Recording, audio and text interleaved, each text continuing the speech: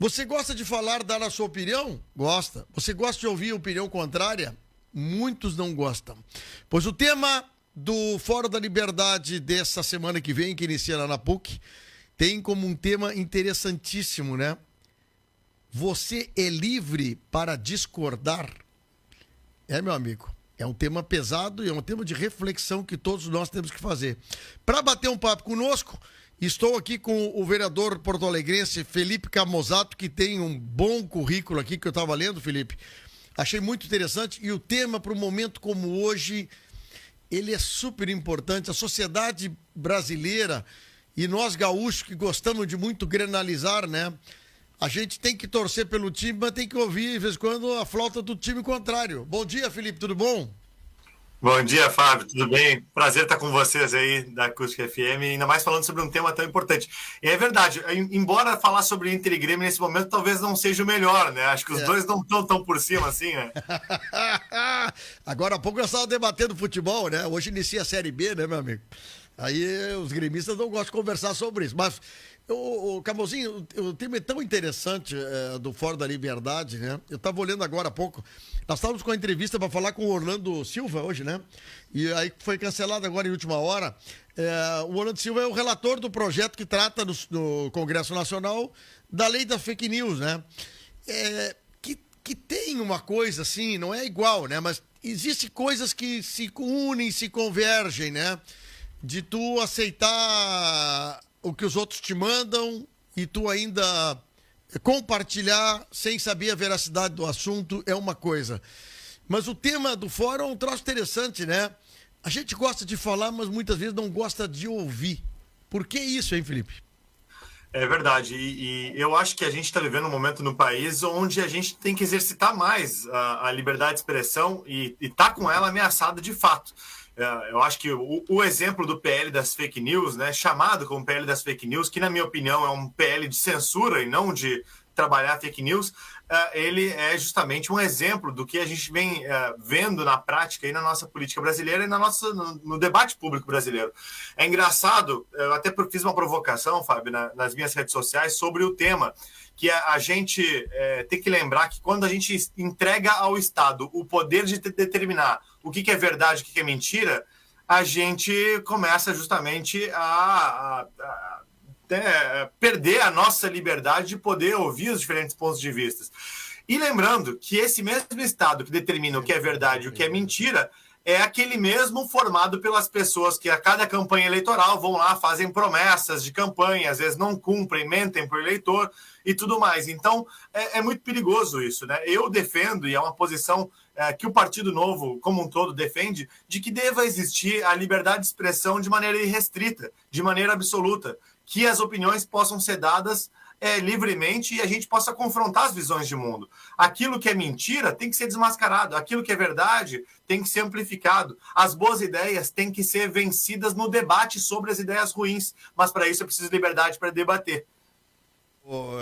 A gente começou a olhar sobre o negócio das fake news, estou desde anteontem olhando aqui, porque só para o pessoal entender por que nós estamos conversando com o Felipe Camozzinho a respeito sobre o Fórum da Liberdade, mas essa semana eu estava olhando muita coisa, porque o projeto é de 2017, né?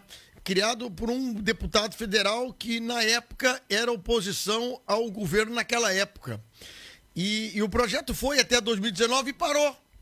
E entrou com força depois, em 2021, com a questão da pandemia e outra coisa, e também volta perto de períodos eleitorais. Aí outros deputados, que antigamente eram da situação e hoje é oposição, começam a criar mais robustez nesse projeto, com emendas, essas coisas, inclusive sugerindo, e graças não deu vitória a eles, de fazer um projeto em votação de regime de urgência.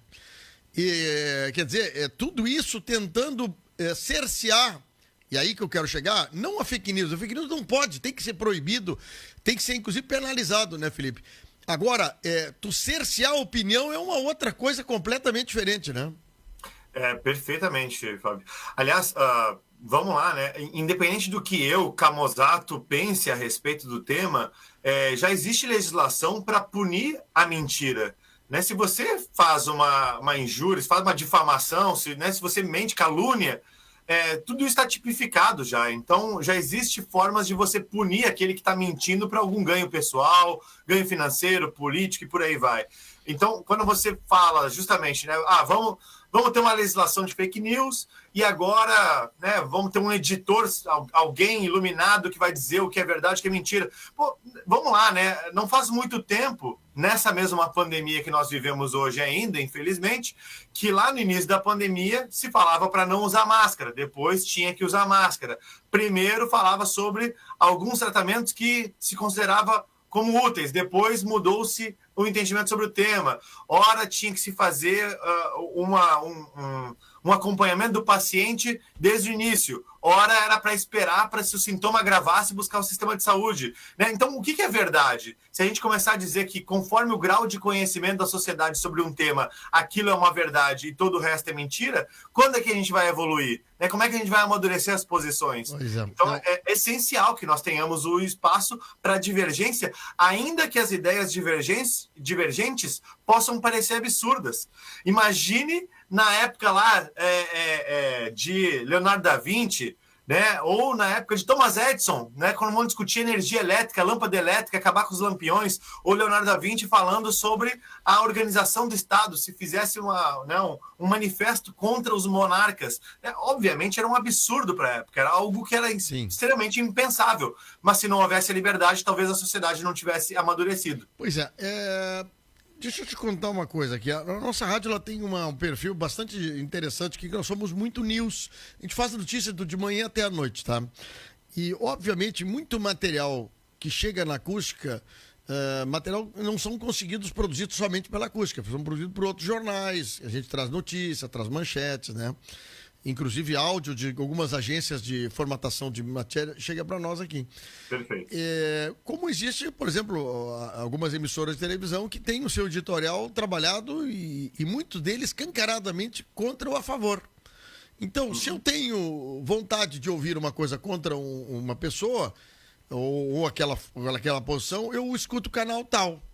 Sim. Mas eu quero algum que defenda aquele cara, aquele governo, aquele pensamento. Eu troco de canal, vou para outro lugar. É democrático o assunto. Então, como nós temos aqui a rádio, muito material que vem de outras emissoras e nós somos muito contestados, porque o pessoal da direita diz que nós aqui botamos muito material da esquerda. Sim. Certo? Já o pessoal da esquerda diz que eu tenho alguns comentaristas aqui que vêm na rádio que são de direita. Perfeito. E eu fico no meio dessa briga dos dois lados. E eu tenho que questionar, eu brigo com um, brigo com outro, porque eu sou meio brigão. E Felipe, acaba até a gente se constrangendo, assim, né? Porque eu tenho muito material de esquerda, porque geralmente a questão da política, problemas de governo, ele parece que aparece, eu acho que ele aparece mais do que os benefícios, os problemas, dificuldades, corrupção. Aparece mais do que as coisas boas que se fazem. Isso em Porto Alegre, que tu é vereador, tu sabe bem. Assuntos que o Melo faz legal aí na Prefeitura de Porto Alegre, e muitas vezes a imprensa não dá bola. Agora, dá uma briga lá de secretário com não sei o quê, com o vereador, é o que mais aparece na imprensa porto-alegrense. É assim, concorda? É verdade, é verdade. Então, aliás, não à toa, Fábio, que nas redes sociais mesmo, os algoritmos de redes sociais, é uma coisa muito interessante de observar, que as pessoas mesmo não se interessam pelos assuntos que são meramente informativos ou positivos ou densos de conteúdo. Então, eu até brinco às vezes, né, que eu na minha rede social, vai lá, Felipe Camozato, me acompanha, veja que os posts que mais tiveram interações, compartilhamentos, são justamente os da briga, da polêmica, né, da discussão, e aqueles que eu vou lá e falo sobre como é que você pode contestar uma informação, como é que você pode fiscalizar o poder público, olhar o orçamento, esses aí ninguém se interessa, né? Então, é da natureza humana também buscar esse tipo de conteúdo. Então, eu acho meio contraditório que a gente, enquanto cidadão, fale, né? Não, nós precisamos, né, de menos conflitos, de mais conversa, mas a gente busca justamente os conteúdos do conflito, né? Yeah. E acusa os outros quando a gente... que nem tu bem falaste, né? A direita te acusa de postar coisa da esquerda e a esquerda de direita, como se eles não gostassem disso também, né? Pois é, aí eu venho te perguntar o seguinte, Felipe Camozato, vereador de Porto Alegre pelo Novo, tem um currículo, tu viu teu currículo aqui, eu não tenho um currículo, olha, tirar o chapéu, cara, parabéns, viu? Muito obrigado. É legal, e eu gosto de ver que tu tá na política, tendo empresas, tendo negócio, mas a política faz parte da tua vida, e isso é uma coisa boa.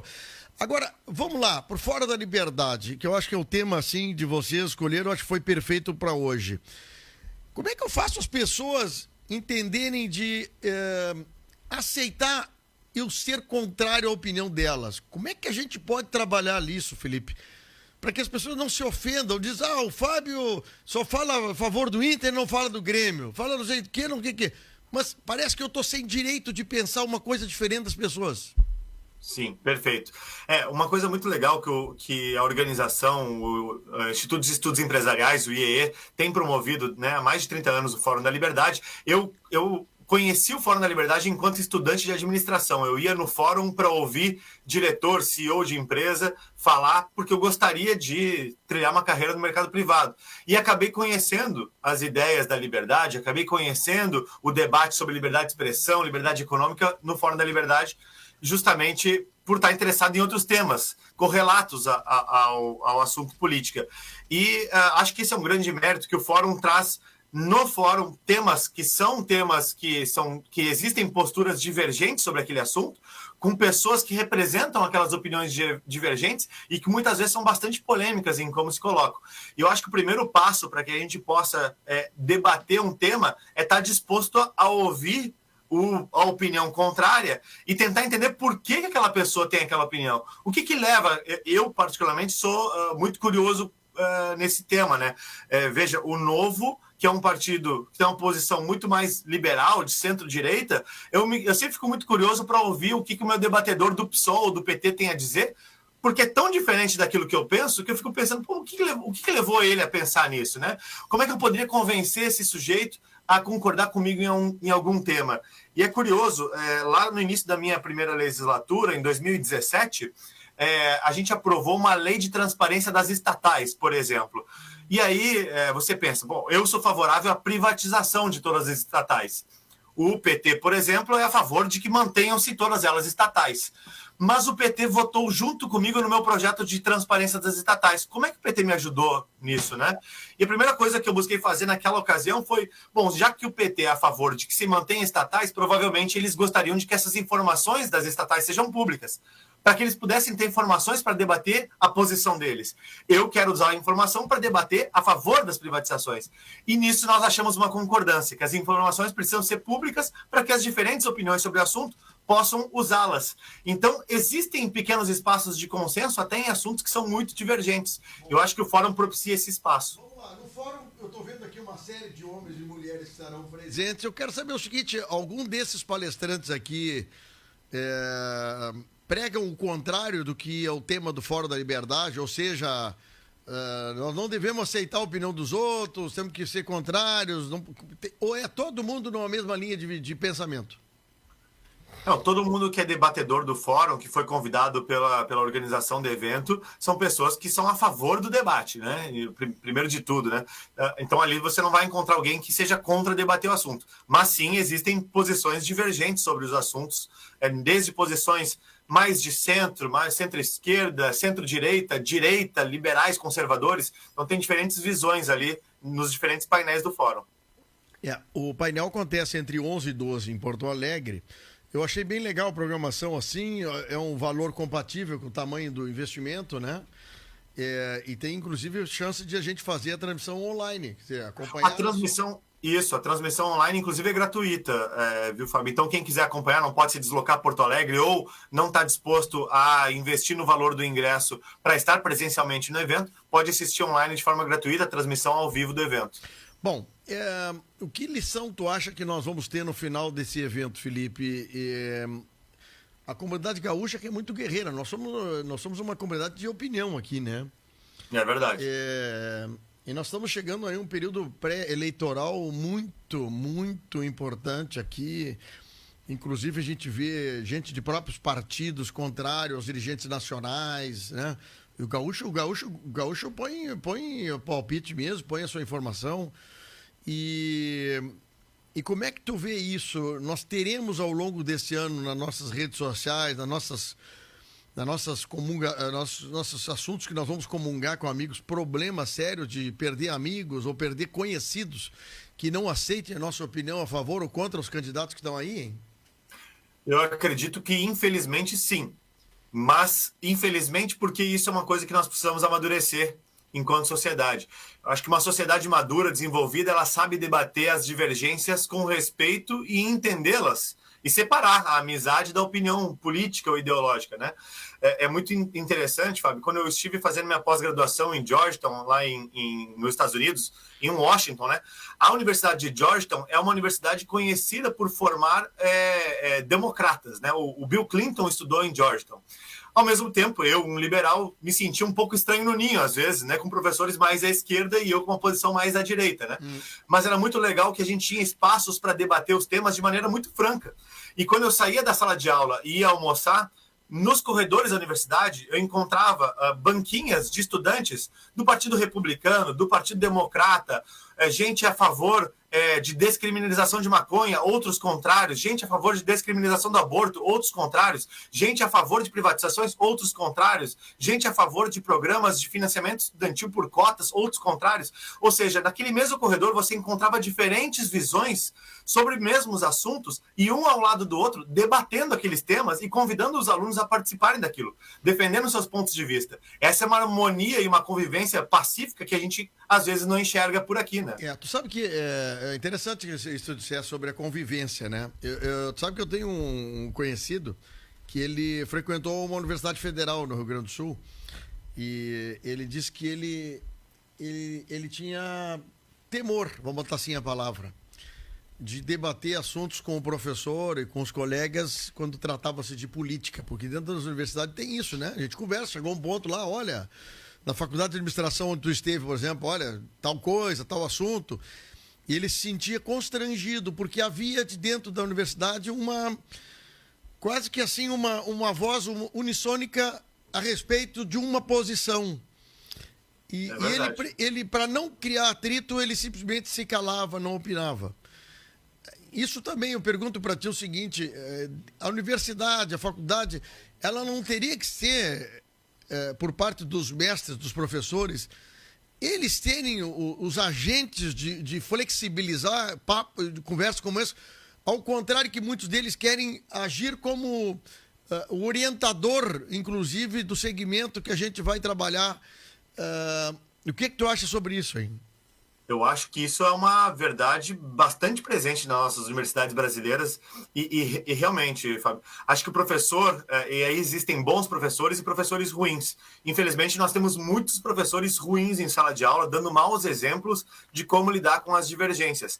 Eu mesmo, quando estudei na URGS mesmo, veja, uma universidade federal que é referência, né, na América Latina, no curso de administração, eu tive uma professora de relações do trabalho que expulsou alunos que eram contra sindicatos, que falaram não gosto de sindicatos como a CUT, CPERS, acho que fazem um desserviço. E ela expulsou o meu colega naquela aula. Eu lembro muito bem dessa aula, inclusive, porque gerou um grande debate na sala de aula, todo mundo ficou constrangido de seguir falando sobre o assunto, porque realmente ficou amedrontado. Isso é o que se chama, né, da espiral do silêncio. Conforme não existe a liberdade para se debater e existe alguém com poder para punir aqueles que falam sobre o assunto, esse poder, né, esse medo da retaliação vai retraindo todas as opiniões até que você tem um silêncio absoluto. E hoje eu acho que vários segmentos da nossa sociedade estão em silêncio pelo medo de serem, né, retaliados.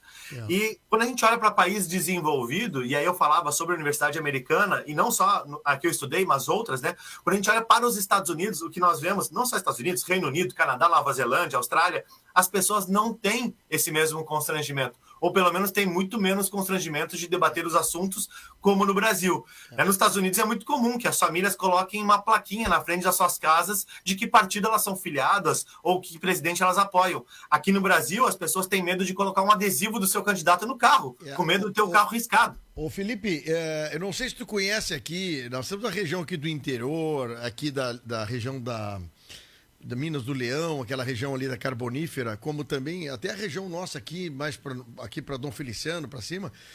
Uma vez eu me surpreendi, vou dizer uma coisa assim, que uns anos atrás, que eu tive fazendo uma viagem para Santa Cruz, para aquela região, Eu me surpreendi a quantidade de bandeiras que tinha nas casas, cravadas com bambu. Sim.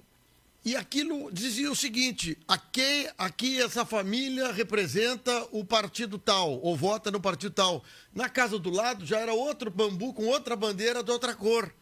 As pessoas tinham liberdade de expor-se aos demais pessoas da cidade, dizendo que partido, que segmento, que candidato votava. Sabe o que eu achei tão interessante isso? Porque aqui em Camaquã eu nunca vi isso, entende? Já vi, mas assim, tu vê que é militante, o cara é do partido, o cara tem vereador, põe a placa na frente. Mas as pessoas têm vergonha, muitas vezes, de dizer o seguinte: olha, eu apoio o progressista, eu apoio o PT, entende? Sim. Vergonha de dizer isso.